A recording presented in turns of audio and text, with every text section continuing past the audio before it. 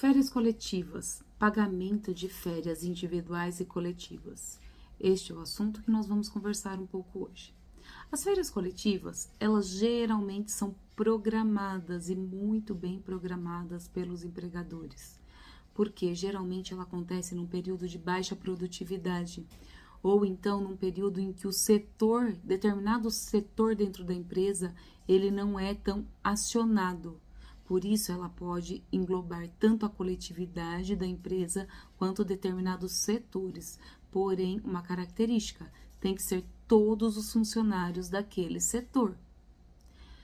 Nesse sentido, o empregador programando essas férias, ele tem alguns requisitos a cumprir. Dentre eles, comunicação, com 15 dias, no mínimo 15 dias de antecedência ao Ministério Público do Trabalho. Essa comunicação também deve ser feita com esta antecedência aos funcionários. Os funcionários eles têm que ter conhecimento. Apesar de já ser rotineiro para as empresas que se utilizam das férias coletivas, geralmente todo ano elas acontecem. Então os funcionários eles já fazem uma programação. Porém, tem que ser comunicado com 15 dias, oficialmente, com 15 dias de antecedência. Essa comunicação é o MPT, essa comunicação é também aos funcionários. E o comunicado encaminhado aos funcionários também tem que ser encaminhado aos sindicatos da categoria. Nesse sentido, neste comunicado deve conter a data de início e fim de férias e os setores que serão englobados, que serão abrangidos. Além disso, as férias só podem ser fracionadas em 2 vezes por ano e não podem ser inferior a 10 dias. Além disso, o funcionário que não completou ainda o período aquisitivo de 12 meses, ele vai normalmente participar das férias coletivas. Ao retornar, ele vai iniciar uma nova contagem de período aquisitivo, ou seja, no próximo ano já estará regularizada a situação do período aquisitivo e concessivo deste funcionário. Importante pontuar que o empregador, ele precisa calcular muito bem, ele precisa ter a certeza que as férias coletivas é um benefício para ele.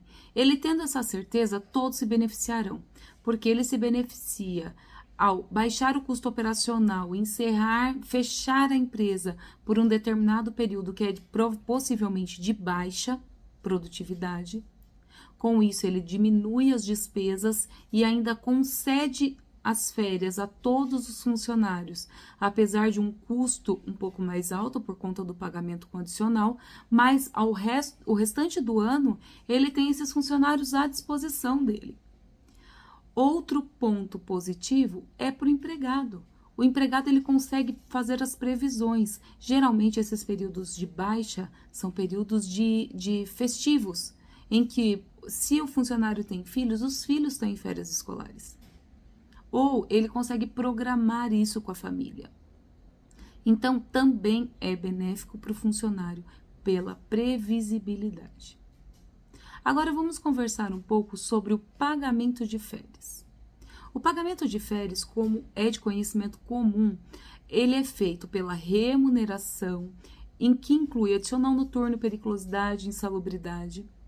Então, se existe variação no salário, existe o cômputo dos 12 meses, com o cálculo da média, acrescido de 1/3 de adicional constitucional. Além disso, o pagamento das férias deve ser realizado em até 2 dias antes do início do período em que o funcionário usufruirá das férias. É extremamente importante também o assunto sobre abono pecuniário. O que é o abono pecuniário? Quando o funcionário vende as férias dele, ele converte 1/3, que é o período máximo, 1/3 do período de férias, em abono pecuniário. Com isso, ele vai receber esse valor de férias, porém, ele retorna ao trabalho antes.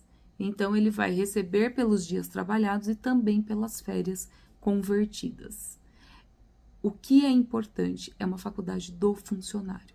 O empregador não pode obrigar. mas o funcionário pode sim solicitar. Dessa maneira, nós temos um apanhado geral aí das férias coletivas e do pagamento de férias.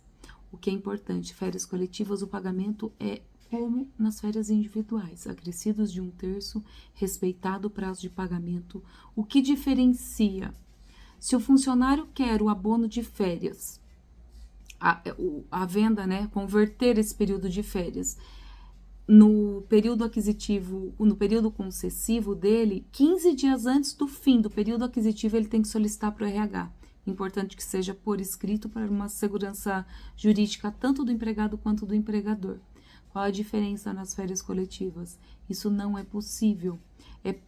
É necessário uma convenção, acordo coletivo, alguma intervenção sindical para que isso seja possível em relação às férias coletivas. E não é assegurado, porque se na convenção, acordo coletivo, ajuste entre sindicatos for impossibilitado, não é possível ser concedido, apenas se o empregador realmente fizer essa concessão espontânea.